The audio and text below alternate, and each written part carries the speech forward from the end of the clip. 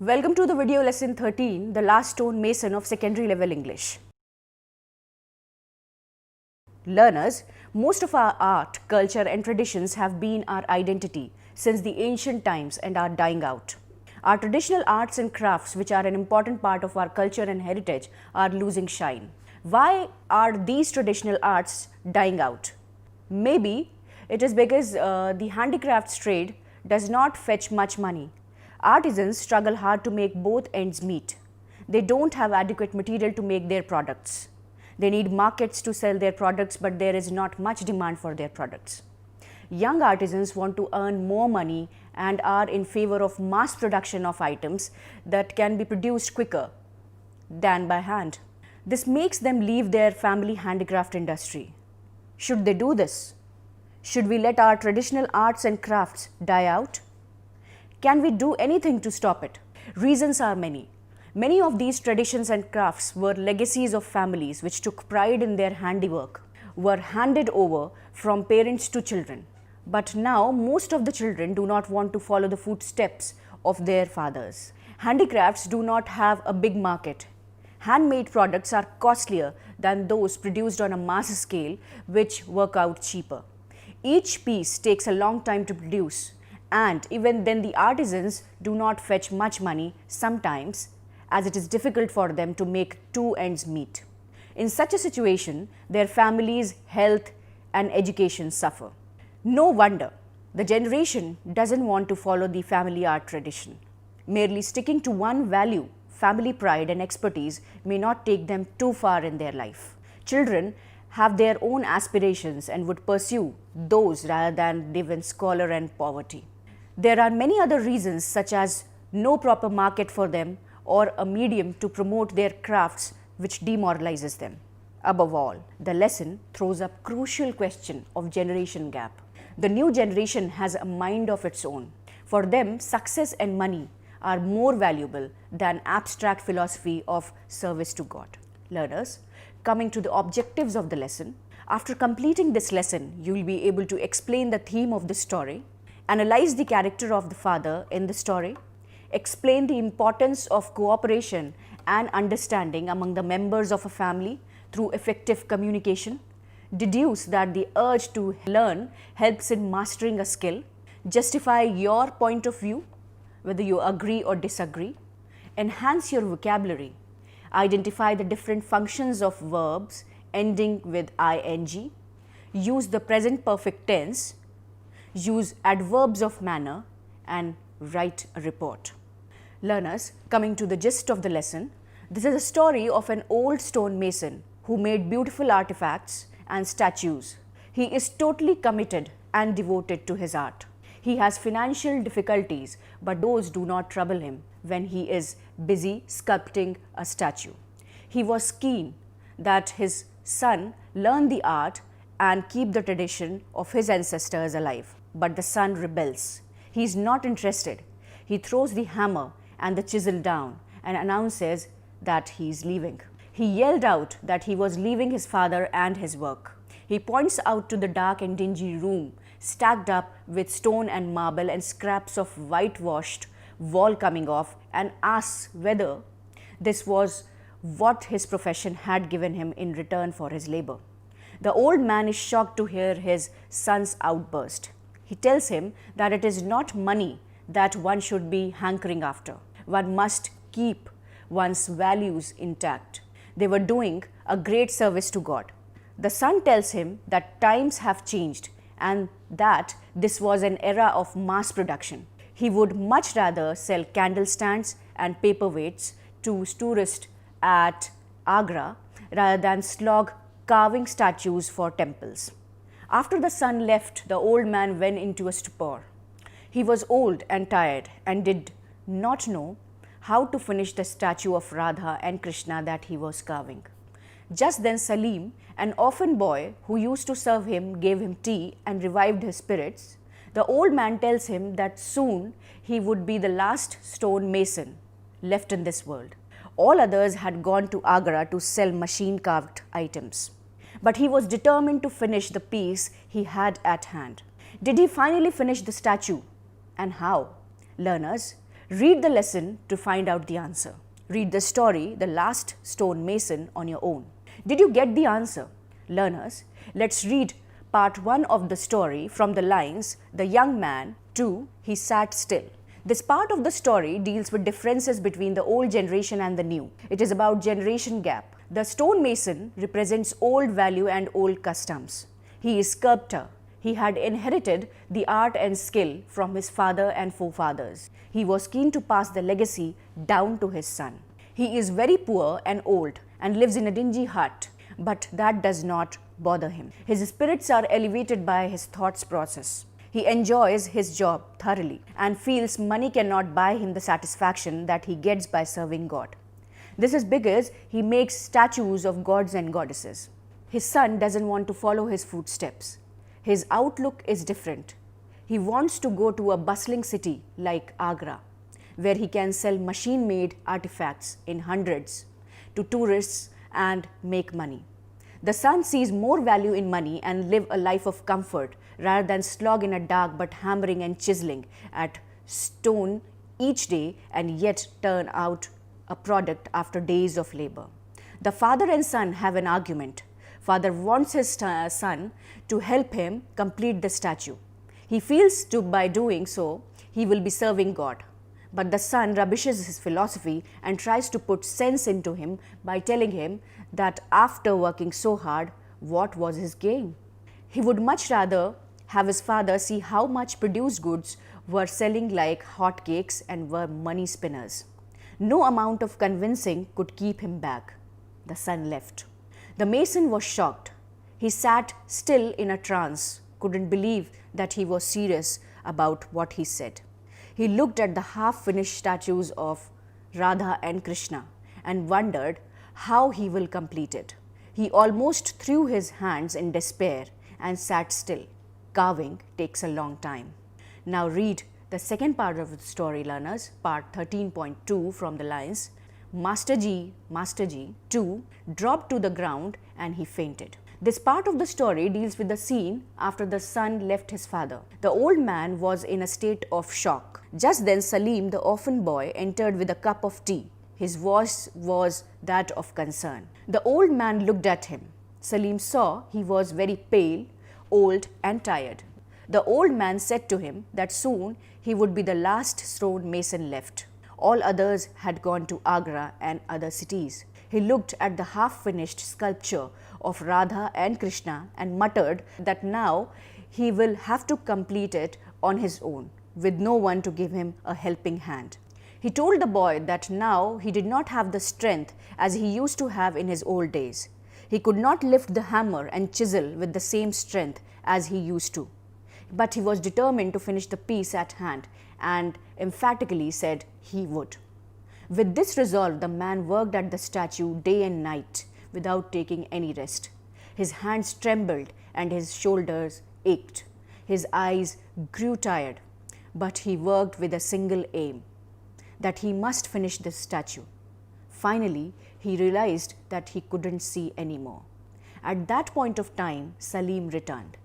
He asked the man to eat some food as he was very weak. The old man was so obsessed with the thought of completing the statue that he muttered only words like, "I'm not going to finish it. I will not complete it." He wished Gopal, his son, were there. Things would have been different. He could have banked on him to help him complete it. He told Salim that Gopal was not a good craftsman and could not chisel out fine features on the face and hands properly. There was something missing in his fingers and that something could not be taught. Salim pepped him up by telling that he drew his inspiration from his heart. His devotion was his inspiration and that kept him going. He told Salim that he was right in saying that unless you are passionate about doing something, you cannot do it perfectly. And then, making a sarcastic remark for his son, he said, "When you don't have something in you, then people like him migrate to Agra to mass produce petty things like ashtrays and sell them to tourists." Here was an important point. The father made statues of gods and goddesses, which kept him elevated. In sharp contrast to this was the son, who was happy selling ashtrays so long as it fetched him money. Here, one pauses to ask, is living an impoverished life, but one which is full of devotion, is one's art more important than a desire to make more money, even if it meant earning by selling cheap and petty products? This is indeed the question which many of us face in society today. Spiritual value versus material value. What is more important? Salim made him eat food, so he felt little stronger. After that, the old man kept working till late night. These days, he used to pray a lot, but now his prayers were directed more towards his work. He prayed that he is able to finish his work. He also prayed for his son. He kept working, but towards morning, the chisel fell off from his hands and he fainted. What do you think? He prayed for his son. Surely he must have prayed that his son realizes his mistake and returns home to carry the family tradition onwards. Otherwise, the art would die along with him. A passionate and devoted person thinks of a larger benefit to mankind rather than think him just for himself. A true artist thinks of posterity. Learners, now read 13.3 part of the story, When the Old Man Opened His Eyes, to India Will Ever Have. What do you think must have happened? Do you think the old man was able to complete the statue? Was he right in saying that with him the art would die, as there was no one left to pursue this art? Do you think Providence comes to the rescue of such spirited and devoted people? There was a surprise waiting for the old man. What do you think it was? Let us find out. When the old man opened his eyes, he saw he was lying in a cot and someone had covered him with a blanket. Then he heard a sound coming from the next room. Someone was hammering and chiseling the statues. He was surprised. Who could it be? Had he heard the sound correctly? He thought his son Gopal had returned. Maybe Gopal put some sense in him and brought him back. He is happy. At least now he'll be able to complete the statue. Still frail and weak from overwork, the old man walked up to the workshop. He was about to call out for Gopal. Then the words froze as what he saw. He saw a boy carving the face of the statue. At first he wanted to shout, "Stop the work!" But then he could not speak. He stood staring at the young stone carver, carving the face on the statue. The young boy was not Gopal, but the young Salim, his servant. All the anger and the weakness vanished, and in its place there was only admiration on the old man's face. He turned to Salim, put his hands on his shoulder and uttered, "Salim." Salim was a bit uncomfortable at first, feeling rather guilty at being seen working on his favorite statue. Salim muttered, "I only wanted to help. I will learn if you will teach me." Then Salim confessed that for the last 2 years he had been practicing secretly in the stone quarry without telling anyone. The old man was very touched. He embraced Salim and told him that there was nothing that he could teach him. He knew that he was doing it from his heart. He was now sure that he would prove to be best stone mason India will ever have. Learners, coming to the summary of the story gives us a glimpse of how and why our ancient crafts are on the verge of extinction. Most of the art forms are already extinct. Others are slowly dying. If nothing is done to preserve them, then they too will die. Why should we preserve these forms? We need to preserve them because they are part of our culture and our identity. If we lose our culture and identity, we are like homeless wanderers. This is a story about an old and poor stone mason who has learned this art from his father. It has come down to him in a form of legacy, and he is very proud to have learned this art. Stone sculpting is an arduous task, and it takes a long time to complete one image. The stone mason was crafting statues of gods and goddesses for the temple. He is very devoted and passionate about his art. The profession does not give him much money. In fact, he is barely able to survive with the meager income he has. But He has no ambition or desire to leave the work and take up something more lucrative. He feels he is doing a great service to mankind by keeping the art alive. His son, who belongs to the great new generation, is unlike his father. He has no liking for the job.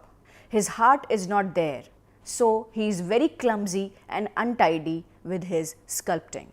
One day, when he couldn't suppress his feelings for too long, he threw the hammer and the chisel and told his father that he was not going to do it. He raises a fundamental question, learners. What has this job given you? With the meager money he gets, he is not able to live in a good hut or procure any comfort for himself and his family. He announces his plans to go to Agra, where he can sell machine-crafted collectibles to tourists and make much more money in a day than what is his father earns. Gopal, the son, represents not just the modern generation but also represents the consumerist era of mass production. Also, he is not emotionally attached to anything, and therefore he does not value those things that are abstract and meaningless. The father is shell-shocked. He goes into a trauma-like condition. Salim, an orphan boy, steps in and offers him help and tea. The man pours out his concern to him. He was old and weak and had to complete the statue of Radha and Krishna. How will he complete without help? All the artisans in the village had left for Agra, swept by the lure of money. His son could not do a fine job because his heart was not there. He worries what would happen to the art after he was no more. Perhaps he would be the last stone mason left when he dies. The stone sculpting would also come to an end. He is determined to complete the statue, so he works night and day to the point of overexerting himself. One day, he nearly fainted while working late night. Salim saw him and picked him up and put him on the bed. Salim had been secretly admiring the mason's work and had been quietly practicing in the quarry. Now, when he realized the pain and anguish of the old man, he decided to help him complete the statue. So he took the hammer and chisel and began to carve the face, which is the most intricate part of a statue. The old man woke up with a start. He heard the sound of hammering coming from the next room. At first, he thought Gopal, his son, had returned. He was happy. He walked slowly to the room and shocked to see Salim working at it. His first instinct was to tell him to stop because he was crafting the face part. The old man was not able to fathom how this orphan boy had picked up the art without any formal training. But he had worked from the heart, and anything done from the heart is perfect. The old man was happy. He hugged him and blessed him. He said he would become the best sculptor in the country. More than that, he was pleased that the art would perhaps live on. Learners, what we have learned from the story. Stone sculpting is an ancient art. The art is dying because no one cares for it anymore. Duplicates are being produced en masse, which are taking away the market of the artisans. In an era of mass production, producing a single handcrafted piece takes a very long time. Artisans are poor people because they cannot make enough to sell fast. Their families suffer and their children are more materialistic. They want to live better lives, which they know earning good money is important. There is a question of tradition, ethics and values versus materialistic outlook and consumerism. The new generation does not value home-crafted art pieces. The real artist is a dedicated man who dedicates his work to the Almighty and works with his heart and soul in it.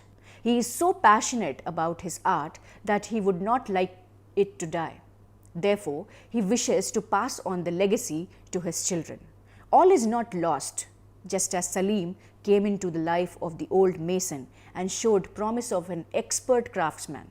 There will be people who will remain passionate about their art and will promote it or at least prevent it from dying. The question before us is whether we should preserve the art or be happy with duplicates and lookalikes.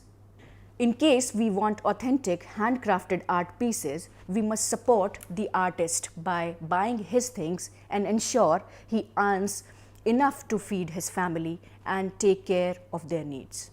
Learners, as I already told you that inbuilt grammar portion is there in your lesson, here in this lesson there is present perfect tense. So, we'll deal that. You already know that tense is nothing but a verb indicating time of action. A present perfect tense is an action word which conveys a sense that the action was done in the present and has been completed by the time the utterance is made. Now, read some examples. So, in sentence number 1, when I say, look what it has brought us, has brought is present perfect tense. In the second sentence, we have kept up the tradition. Have kept is present perfect tense. In the third sentence, I have learned this art from my father, or I have learned this from my father. So, have learned is present perfect tense. Did you also notice that the present perfect tense is preceded by an auxiliary verb, helping verb I would say, has or have? The action in all these cases happened very recently in the past. Now, some more examples for you. India has won the cricket match against Sri Lanka. Has won. Learners, can you make some sentences of your own? Now, use of negatives. If we want to denote a negative action, we use not or never between the two verbs. For example, he has travelled all over India, but he has never gone abroad. Has travelled, present perfect. Has never gone, present perfect negative. I cannot accompany you because I have not finished my homework. Cannot accompany, have not finished. So, learners, did you notice the use of not and never in the examples? Now, do the exercise 1 given in your book and practice that. Learners, exercise 2, and that is about framing questions in the present perfect tense. Just as we denote a negative action by using not or never, we can frame questions using WH words. For example, where have you bought this car from? What has Ramesh given you for your birthday? Learners, do the exercise given in your book. There are some statements given. You have to frame questions for which these sentences are answers. Coming to the next grammar point, non-finites. We have read in one of our earlier lessons that each sentence has a subject and a predicate. The predicate begins with a finite verb. This verb not only denotes time but is also governed by the subject. There are some examples. What happens when the subject is in the first, second or third person, singular or plural?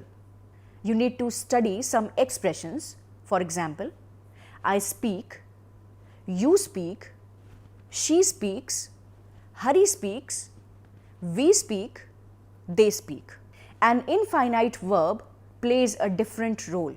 It neither denotes time nor is it governed by the subject. For example, study the use of the swimming or to swim. For example, I like swimming, I like to swim, swimming is good for health, to swim in the morning is good for health, he likes swimming, he likes to swim, we like swimming, we like to swim, they like swimming, they like to swim. Most of the infinite verbs take an ing after them and take to form before it. Since these verbs are not governed by the subject and nor they indicate time, they are called infinite verbs. You need to complete the exercises given in the book and practice it. Third grammar point, adverbs of manner. Try to notice some sentences, learners. For example, he wondered if he had heard correctly. Next, weakly he walked to the door. I have been practicing secretly. Here, the words correctly, weakly, secretly all have ly as suffix attached at the end of a word. These words show how an action has been performed. So, they tell us something more about a verb, we call them adverbs. And because they tell us how the action is performed, we call them adverbs of manner. Learners, try to do the exercise 4 given in your book so that you can get a hang of adverbs of manner.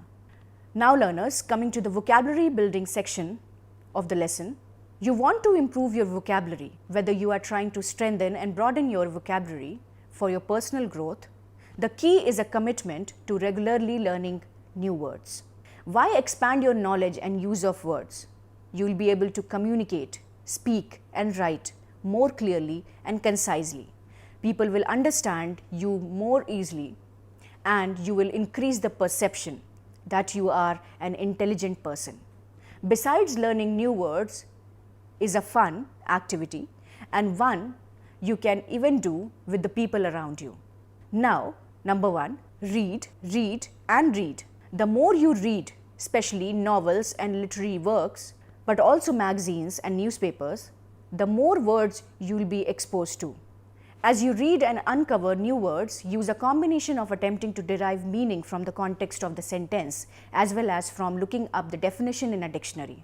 Keep a dictionary and thesaurus handy. Use whatever versions you prefer in print, software or online. When you uncover a new word, look it up in the dictionary to get both its pronunciation and its meaning. Use a journal. It's a good idea to keep a running list of the new words you discover so that you can refer back to the list and slowly build them into your everyday vocabulary. Plus, keeping a journal of your new words can provide positive reinforcement for learning even more words, especially when you see how many new words you have learned. Learners, try to learn a new word every day. Using a word a day calendar or website or developing your own list of words to learn is a great technique many people use to learn new words. This approach may be too rigid for some, so even if you do not or use this method, don't feel you must learn a new word every day. Go back to your roots, one of the most powerful tools for learning new words and for deciphering the meaning of other new words is studying Greek and Latin roots. Play some games, word games that challenge you and help you discover new meanings, and new words are a great and fun tool in your quest for expanding your vocabulary. Engage in conversations. Simply talking with other people can help you discover new words. Engage in conversations. Simply talking with other people can help you discover new words. As with reading, once you hear a new word, remember to jot it down so that you can study it later, and then slowly add the new word to your vocabulary. Learners, final thoughts on improving and expanding your vocabulary. You hold the key to a better vocabulary by using the tips outlined in this very lecture of mine. You should be able to discover and learn new words to expand your vocabulary and strengthen your use of English language. Finally, remember that you must practice putting your new words into your writing and speaking and risk not retaining them into your brain. Use repetition exercises when you first learn a new word and consider other learning techniques such as index cards, recording yourself, reciting your words, association games, etc. Learners, there is a report writing section in the book that is inclusive of this lesson. Learners, a report is a systematic, well-organized document which defines and analyzes a subject or problem and which may include the record of a sequence of events, interpretation of the significance of these events or facts, evaluation of the facts or results of research presented, discussion of the outcomes of a decision or course of action, conclusions, recommendations. Learners, reports must always be accurate, concise, clear, well structured. Learners, various courses require you to write reports, notably business and scientific or technical subjects. There are, however, different interpretations of what a report should look like. So it is important that you check with your course tutors or anyone who knows how to write a report regarding its format and content. In addition, there are times when some when there is a blur between essays, reports and assignments. Report writing, formatting the report elements. Learners, first of all, there is a title section. If the report is short, the front cover can include any information that you feel is necessary, including the authors and the date prepared. If a longer report is there, you may want to include a table of contents and a definition of terms. Coming to the summary, there needs to be a summary of the major points, conclusion and recommendations. It needs to be short as it is a general overview of the report. Some people will read the summary and only skim the report. So make sure you include all the relevant information. It would be best to write this last. So you will include everything, even the points that might be added at the last minute. Coming to introduction, the first page of the report needs to have an introduction. You will explain the problem and show the reader why the report is being made. You need to give a definition of terms if you did not include these in the title section and explain how the details of the report are arranged. Body. This is the main section of the report. The previous sections needed to be written in plain English, but this section can include jargon from your industry.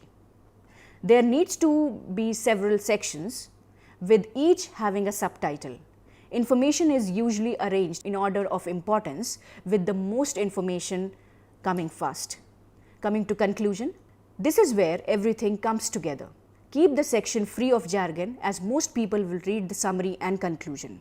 Coming to the recommendation, this is what needs to be done. In plain English, explain your recommendations, putting them in order of priority.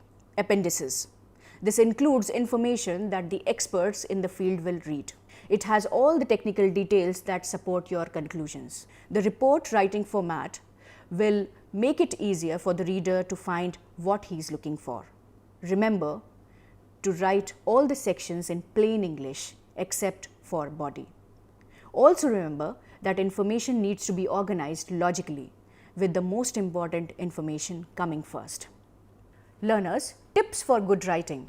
Learners, try to keep it simple. Do not try to impress, rather try to communicate. Keep the sentences short and to the point. Do not go into a lot of details unless it is needed. Make sure every word needs to be there, that it contributes to the purpose of the report.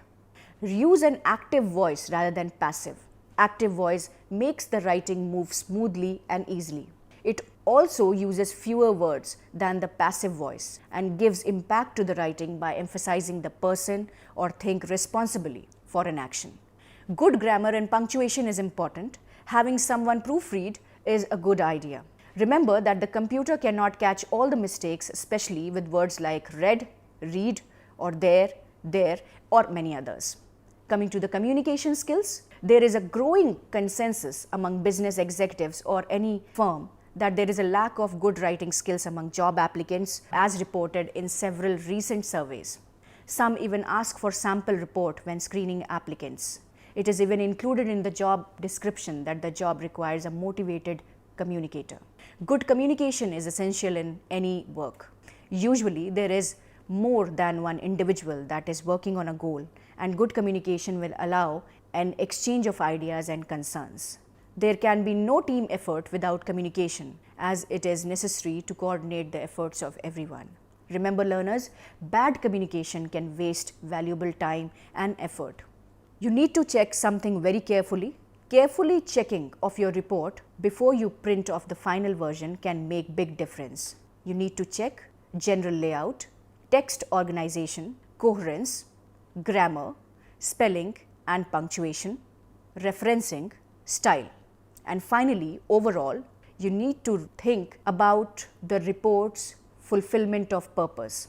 Does it do what you are being asked to do and what you say you are going to do in your introduction? Are you pleased with it? If you can't confidently answer yes to these questions, then you may need to do some more editing and rewriting. Learners, I hope you have understood the lesson well and have been able to interpret some of the key issues raised in it.